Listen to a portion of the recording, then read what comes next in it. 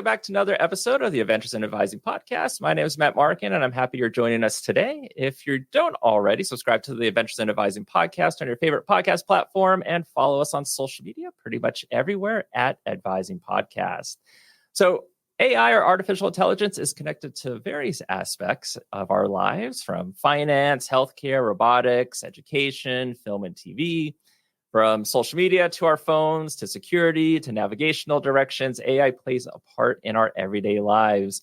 So for a term that's gained popularity since the 1950s, it seems, at least to me, that AI has been brought up more and more in the higher education realm over the last year. So to chat more about AI, higher education, academic advising, let's welcome our guest today, and that is Dr. Gabe Bermea.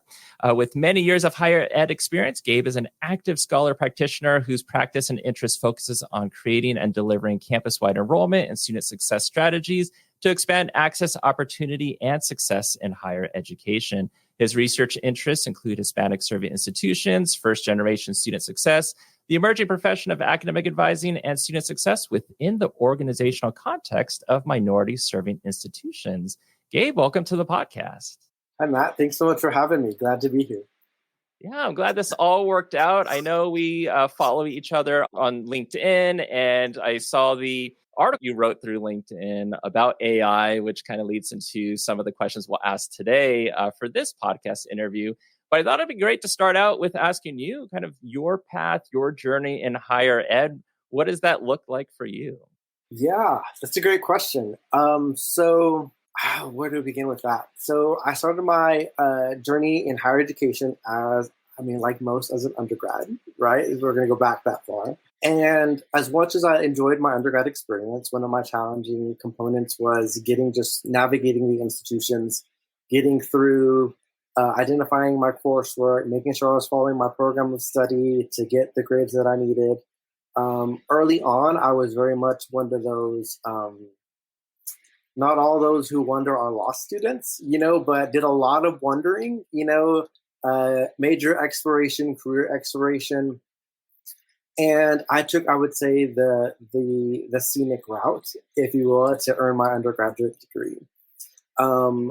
In that process, I think I really struggled with trying to figure out, what I wanted to be, my sense of purpose, my sense of self, all while, navigating a predominantly white institution in my hometown. And when I graduated and I was getting ready for the next steps, I think, like many, I accidentally fell into higher ed. At the time, my mother, who's now a retired bilingual ESL teacher, was like, hey, if you can't get a quote, real job, we had connections in the K-12 sector, which my family was in. She was like, get your teaching certification. You can at least have that ready for you. You can never have too many pieces of paper, which fair, like completely understand. She's like, go in and get your teaching cert, and, that'll just be another backup for you to have in the event that, we need to find you a job. My undergrad was in comm studies, so the only thing I could teach was speech. And I remember specifically saying, I don't know very many, schools that have speech teachers, but sure, and which meant I had to go to the College of Ed website to do the post-bac option. At the time, I didn't know the differences between primary, secondary, and higher ed. And I clicked on higher ed thinking that was where I needed to go to learn about the post-bac information.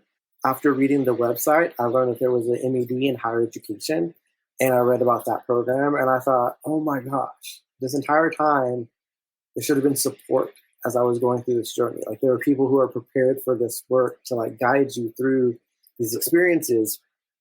And I remember being really upset about it, thinking, wow, I have somehow floundered my way through this experience and graduated. That the programs that I had signed up for at the graduate level, I was going to go for a master's in communication studies or strategic comms. I'd already had programs lined up that I immediately said, nope, I'm going to do this. Suddenly, it hit me that I could do this work at an institution. Because I remember thinking that was Thursday and the application was due Friday. So I hand-delivered my stuff to the graduate school the next day and said, I want to do this program. I graduated, and then within the next week or two, I started my master's program there at Texas Tech University in higher education administration. And I loved it. I did the program in a year. Would not recommend that at all, but I was eager to get out there and start the work. While I was there, I worked at Texas Tech as a research associate in strategic planning and assessment, which was my, first role in higher ed. Was not my first choice, if I'm going to be honest. Because I had applied late, there were all the opportunities in campus life, housing, programming, all those were gone, right? Because I was the last one there, and I guess nobody wanted assessment. So I got strategic planning and assessment. And if I'm being honest, it was the best thing that could have happened. Because as you know, at the time we were beginning to get into the age of accountability in higher ed, and assessment was all the buzz, right?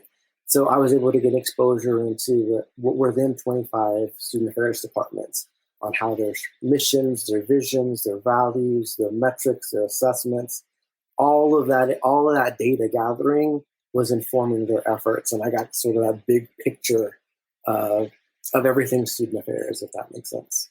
That would serve as the foundation for my career, and I'm so grateful for it, with respect to my then friends and colleagues and peers. They were putting on these great events, and they're wonderful, but I was able to say, here's why it's so effective, and here's the benefits of everything you're doing, and here's how it's going to advance the work of the department going forward in the division. That was really exciting to have those insights.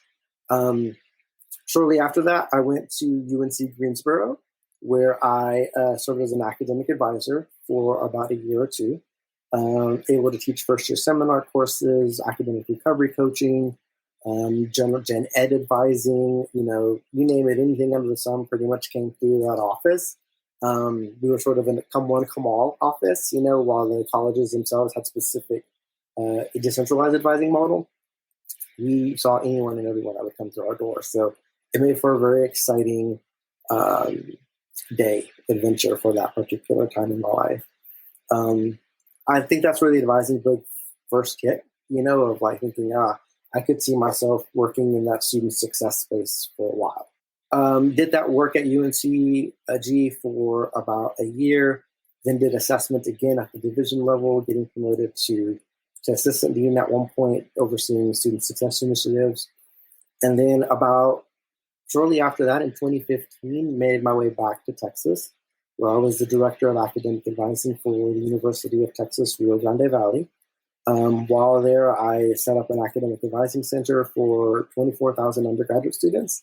A centralized model is what they wanted as a new institution in the UT system. It was a Hispanic serving institution, so a lot of my interests and passions intersecting there at UT-RGV. I say we had an army of 55 academic advisors, which has since grown to I want to say 80 or 90 advisors that are now there at the institution for their centralized model. Absolutely loved it. And then made my way to Tarleton State University about 3 years later as their AVP for student success, overseeing student success initiatives, retention and completion efforts, including academic advising while there. Loved it. And then the pandemic hit.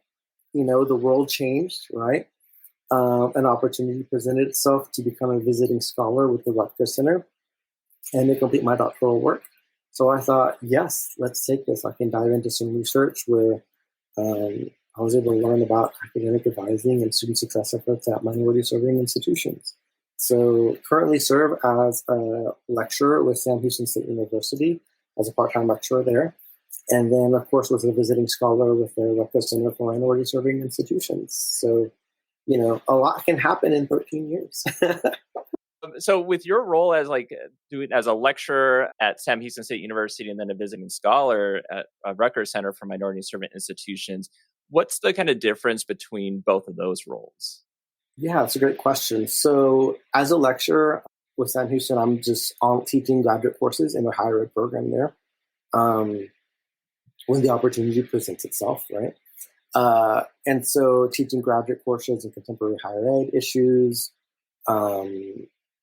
What else have we taught there? And organization and history of higher ed, those kinds of courses. A general faculty role, right? Also, but I say on the Rutgers Center side, That gives an opportunity for more research, for more professional development in that space. You get to meet some colleagues of color who are in higher education as well, who are looking to advance their careers in different ways, expand their research interests, make connections, develop professionally. A safe space for you to grow as a professional in higher ed. And so with that role, I was able to tap into an interest that sparked up while I was working on my dissertation, which was the idea of what does academic advising look like at minority-serving institutions. My dissertation focused on professional identity development among Latinx academic advisors and what that looks like, within the context of a Hispanic-serving institution. Journal articles forthcoming. Don't say that. It's been a while, right? But from that, not only was that interest, did that interest come out of that work of studying MSIs and academic advising structures and models, but also byproduct of that work was the concept of humanistic advising, which is where sort of my most recent article came out last summer, I think, exploring that work and a framework for humanistic advising. So that dissertation served as a catalyst for a number of things, but specifically with the Rutgers Center, it was the exploration of academic advising at MSIs. Most recently, you posted about how some of your research has been featured. I think most recently, diverse issues in higher education. Can you talk more about that? Yeah. So about 2 years ago, I got some seed money, if that makes sense, from the Rutgers Center for minority-serving institutions to pitch an idea and said, I want to study academic advising at MSIs, and they were like, awesome, map it out. How do you want to go forward? And I said, fantastic. So was able to do some, set up a questionnaire and, reach out to some academic advising leadership and representatives at select MSIs that we knew were minority-serving institutions. So we have representation from 32 MSIs in that work, tribal colleges and universities, HBCUs, HSIs, and PZs. I want to say we have out of the 8 different types, 5 or 6 are represented in that study. I will say what I like about it is that I believe it's proportional to, the sample is proportional to the MSIs, but of course not representative given the sample size, right? It's a qualitative study, of course. But I love that we had a variety of institutions. We also had, non-Native American tribal serving institutions. I don't know if I said that correctly. I need to go back and double check it. But to have even TCUs participate, tribal colleges and universities participate in the survey and get their insights was phenomenal. Native Hawaiian serving institutions is phenomenal, right? We were able, the study itself came out a few weeks ago. It's called Advising with Intention, Examining Academic Advising at Minority Serving Institutions. It really highlights specifically how MSIs assess academic advising and what methods of assessment they use, and then how they use that data to inform organizational strategies for academic advising. We also got to see how the competencies that MSIs consider to be as essential or extremely essential or less essential in the work, right? So we asked them about, NACADA's traditional competencies of cultural, relational, and informational. But I took it a step further in asking them not only about the technological competencies, but we asked about intercultural competency, not just traditional communication, but intercultural communication strategies. We asked them about, the personal self-reflective efforts, right? How critical is it for academic advisors at your institutions to have that level of professional growth and development as a competency for themselves, and anti-racism competencies in the context of academic advising, and what does that look like? We were able to ask them about where on the essential scale those items fell. And then complementary to that was asking, well, how frequently do academic advisors receive training on these topics at your institution, either in the onboarding or as professional development going forward? And we were able to see that, of course, informational is right at the top, right? Which makes sense. But we were also able to then see that, academic and all of the competencies were deemed as at least essential, right? Nothing was seen as non-essential, right? Everything had a value to it.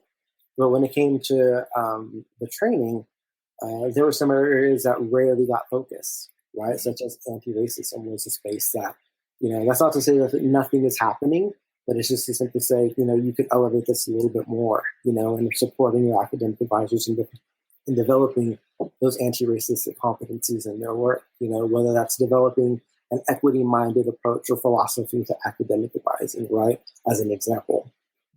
So yeah, that showed some highlights. And the other thing that we got to ask were, what are the responsibilities and duties of academic advisors within your institution?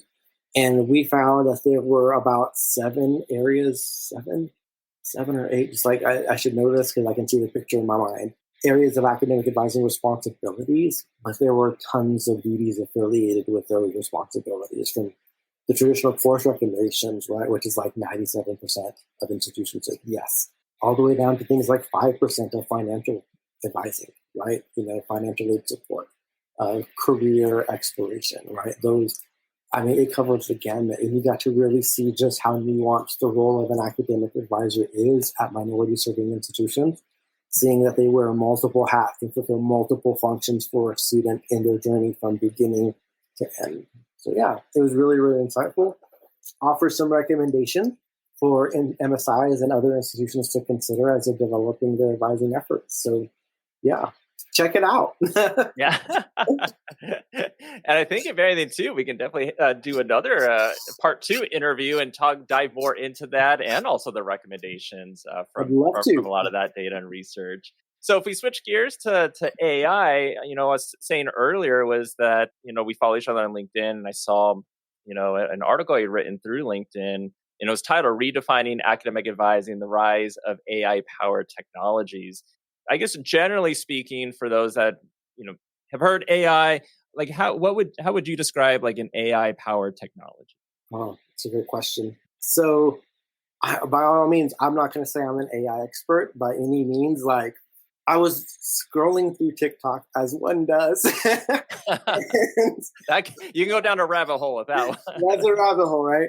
And as I was scrolling, like, it's not like I was fully attuned to, like, I knew I had seen some like things in the news about AI and ChatGPT and all these things that, technology experts had gathered, and, they were airing concerns, and I had heard things in the public sphere, if you will. But while I was on TikTok, I'd just seen this video of like, how AI is like changing everything, and, how professors are having to rethink, how this AI tool can write an essay for me if I prompt it the right way, or how, this AI tool can create a brand for me if I give it the right ideas. Or now, as of like last night, I saw one of, if you upload a picture, that an AI will turn that picture into a video, and it'll suddenly fill in everything else around it to create a film, or I guess just a video. And I was like, wow, that's crazy how quickly this technology is advancing, right? And it just got me thinking of like, these are tools that are able to do bits of information of filling in levels of synthesis, levels of, they can summarize content. If you ask them, they can generate content as quickly as a human, if not faster in some cases, right? They are able to create brand identities with the right prompts. They're able to create these like ideas that like really sort of like give pause. This is going to think, oh my gosh, so how can we tell now the difference between AI generated content versus human created content, right? What does that look like? And I just really started thinking about, wow, as we go towards that, what does that look like in the space of higher ed, and specifically in academic advising? Like, this isn't something that, in my opinion, we would have to work against. This is something that we have to work with, and in what space, and how might that look like, and what are the things that we should consider, which is what really gets into what the article sort of begins to slowly explore. Yeah, it is something with AI, and I think anything and higher ed. Sometimes it's things in higher education take a little longer to be absorbed or used, and sometimes it's something new. Let's fight against it.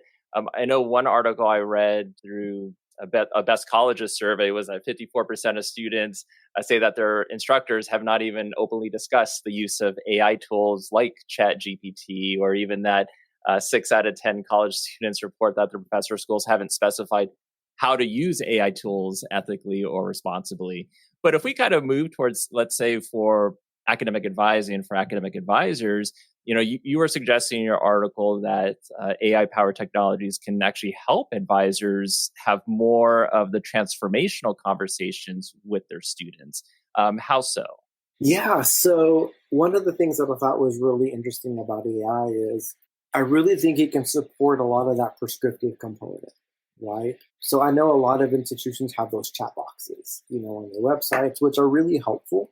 But in my experience, when I had to set it up for one of my institutions, we had to put that content in there. Like we had to type the responses, what would they would say, what are the options? Like it was still human generated on the back end, just the chatbot was, linking things to similar language, if that makes sense. It was learning on a different level, not at the AI level, right? But we were still creating the content on the back end. As I thought about AI, it's like I imagine asking, well, what courses do I need to take next semester to complete my degree, right? If we've set up the system so like either to reference the catalog or to reference, if we are able at some point to connect them to, a personal assistant approach, if a digital advisor or something like where it does reference a student's degree works, whatever the legalities of that look like, if that's possible, like there's all kinds of possibilities to say, the AI could bring back the course recommendations, right? Could also maybe at some point even say, hey, we've registered you for these courses. Like, there are so many possibilities that could happen within that with AI to support the workload of academic advisors, right? I think it's really easy. Like you hear a lot of the things in conversation of, a lot of our jobs will be replaced by AI alone. And you're kind of like, in the world of education, like I remember hearing that like a few years ago with, YouTube, and the Khan Academy and all those other things that have come up that have ultimately supplemented education, not always taking it over, right? Right. I think it's very much true with AI in the sense that in the space of education, the space of advising, I think we know that academic advisors have a large load in most cases, student load. We can't get to everybody all at once, right? In some cases, we can, depending on so many hours in the day, right? We can only work with people's job. And so as I think about this, for those students that need just those quick check-ins of, I just need to know what I need to take this semester, or what's this policy on XYZ, or the catalog, they can reference with AI. I think that feedback can come pretty quickly, and if we can get it specific to that student-specific feedback, again, recognizing, much to develop from the ethical and legal perspectives, that would be fantastic to get it to that student level. I think that presents an opportunity to then allow academic advisors to have less of those transactional conversations, right? And more of those meaningful conversations that are transformational, right? To sit down and really do career exploration.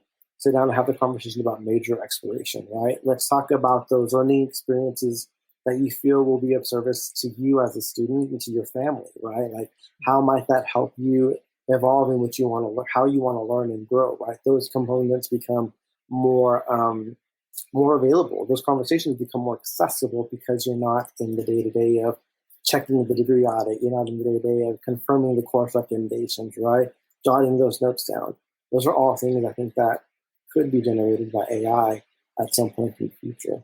And that presents some opportunities, I think, to create a more humanistic and humanized advising experience.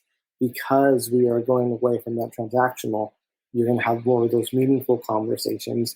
It becomes more and more about the student and their experience beyond the course recommendations. I think advisors hearing that would be very excited, especially for a lot of us that maybe only have like that 30 minutes for an actual appointment. And how can I better use that time? If I may not get extra time, will I be able to save time? So if there are some of the transactional things that can already be taken care of, then it's like, yeah, I have more of free time within that 30 minutes to actually address more of the concerns of the student, talk about other things than that transactional piece. And I think too, you were mentioning with the chat bot, and you were kind of mentioning how, you had to feed a lot of that information in. So a lot of it was still the human aspect of it. I remember for our institution doing the chat, at least within our office, like we had a team of 3 or 4 individuals that would think up the most commonly asked questions and how to answer those. And then for like a month or so, it was looking to see what questions were students actually putting into the chat bot and ensuring those answers were accurate or feeding more information in for answers. So that way, like the AI would continue to get smart and then would be able to answer more of those questions. And it'll be less that the actual advisor would have to actually type in and answer. Did you kind of experience that too?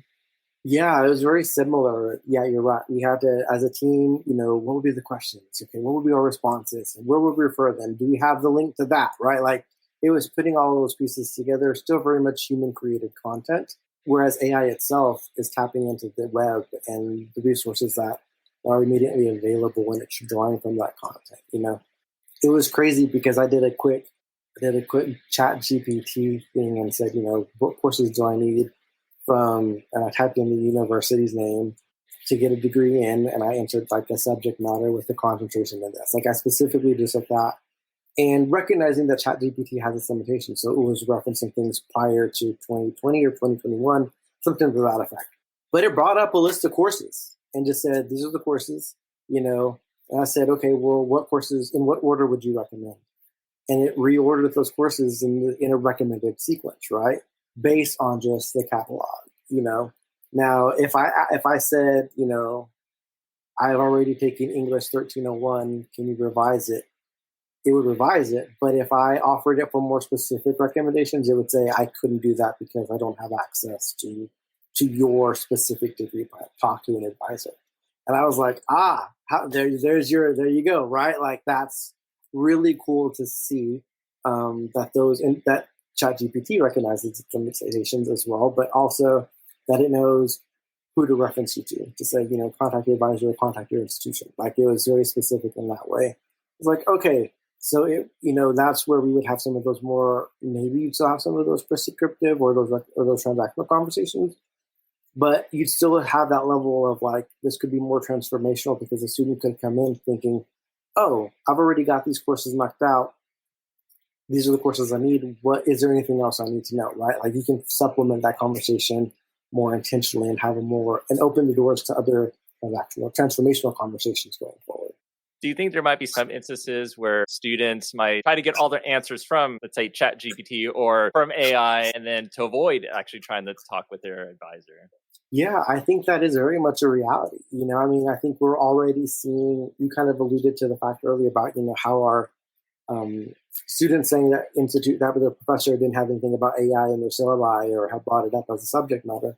But we know that institutions are already adapting some like AI, what are they? I think the ed tech space specifically has like these like AI checking for, is this human generated content or AI generated content? Like, and we have students who are, submitting essays that are, AI generated. I have a friend and colleague who was in the middle of, I want to say finals, and was like, I caught 4 students AI generated essays, full 100% per this checker, and he's having to learn how to navigate those conversations, right? The idea is theirs originally, but the AI wrote it. Like it's this weird space, right? I think it will hold true for course recommendations and for institutional policies. Like you'd still need, you would hope that the interpretation of the policy or the interpretation of the degree requirements are articulated well in a catalog. It's a fingers crossed thing, right? But at the end of the day, you still need somebody to offer that context, to offer the why behind it, which is not always articulated in a catalog or in some cases in the broader space, right? So yeah, I do think that could very much happen. I hope though that our students know that we're still there for them though, when all is said and done. So. Yeah, 100%. Now, you also mentioned an article about with AI-powered technologies also supporting data-informed decisions. Now, are you talking more about it from like an institutional level or mid-level advisor to student level? I think it could be both, if I'm being honest. So again, this goes into the possibility of, and again, the legalities and ethics and all that stuff still would need to be sorted out. Like that's not my expertise per se. But, for me, that's tapping into the the banners or the databases that we have as institutions to say, can we get access? Can an AI have access to that? There's a question for you, right? To that data to then analyze some of those trends, right? Within at the department level, at the programmatic level, at the institutional level, to get a sense of, can we predict how many seats we're going to need for this course next semester, right? Can we predict? Can we gain insights into students' patterns to get a sense of when we might be able to offer that course, right? Can we get insights into course selection and graduation rates and retention rates based off of some early indicators that we're seeing based off of what AI can see across the institution's data set, right? In relation to the student course enrollment trends, student course selection trends, completion trends, etc. Like all of those, I think, are really important components that can inform an institution's strategy. And then I think advisors are in a position to help offer some of those insights, right? When asked, right? I think a lot of that happens now with some institutions who have some of those like technology tools in their hands, right? Not everybody has that though, that they're having to do some of that either through a downloaded report, that have to clean it up, they have to prep it, and again, those are wonderful skills, but if we're thinking about an AI world, an academic advising AI world, there may be a space to offer some of that to the AI world, to offer those insights and gain some of those components to help inform us more strategically how we can enhance the advising experience for students while at the same time ensuring a progressive experience for completion for the students. Yeah, and I guess leading into that, let's talk about specifically academic advisors. I don't think, and I think you as well, kind of saying that AI is not going to replace academic advisors. It's still going to be a need, but it's all about working together with both academic advisors and AI powered technologies. And in one of your other posts, you had mentioned that there are like 5 skills that academic advisors can actually cultivate to effectively utilize and work with AI-powered technologies. That ranging from technical proficiency to data analysis, digital communication, adaptability, and ethical considerations. So things that you've kind of sprinkled out already through some of your answers. But can you discuss more about that particular post and how advisors can actually work with AI? Yeah, that's a really good question. So as I was thinking through what are some of those new emergent skills? And of course, this is all while I'm finalizing the final draft of the MSI report. I'm also thinking of these competencies that are in that report. And I'm like, are these still relevant in the space, right? As we're thinking through this AI, this new world of AI, right? So yeah, the technology proficiency came up. Not when we say technology proficiency of, how to use AI generated tools. Like, what does that look like? How do we use ChatGPT, right? What does that look like in our day to day, right?